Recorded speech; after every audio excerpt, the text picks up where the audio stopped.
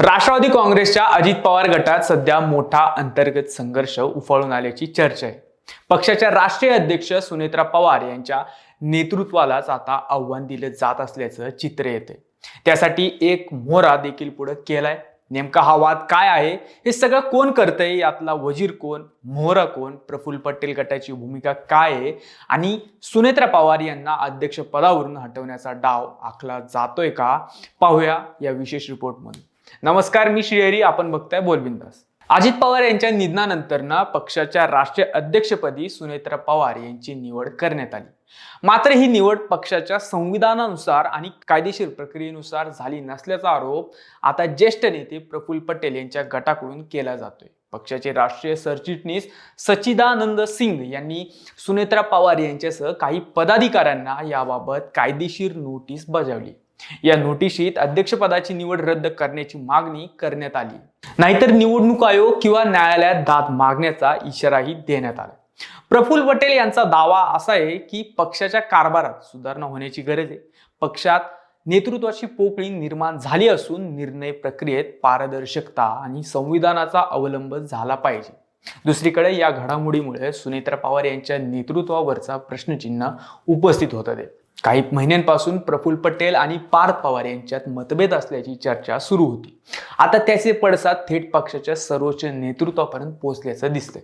मात्र सुनेत्रा पवार यांना अध्यक्षपदावरून हटवण्याचा अंतिम निर्णय झालेला नाही। सध्या हा वाद नोटीस आणि कायदेशीर प्रक्रियेच्या टप्प्यावर आहे। त्यामुळे पुढील काही दिवसात पक्षाकडून काय भूमिका घेतली जाते आणि या वादावर पडदा पडतो की संघर्ष आणखी तीव्र होतो, याकडे संपूर्ण राज्याचं लक्ष लागले। खरं तर अजित पवार यांच्या निधनानंतर पक्षाची सगळी सूत्रे हाती घेण्यासाठी प्रफुल्ल पटेल आणि सुनील तटकरे पुढे सरसावले होते। मात्र ही बाब वेळेस लक्षात आल्यानंतर सुनेत्रा पवार आणि पार्थ पवार यांनी अनेक राजकीय व कायदेशीर हालचाली केल्या। मुख्य म्हणजे पटेल आणि तटकरे यांनी आयोगाशी केलेली पत्रव्यवहार रद्द करण्याची सूचना त्यांनी पत्रातून केली।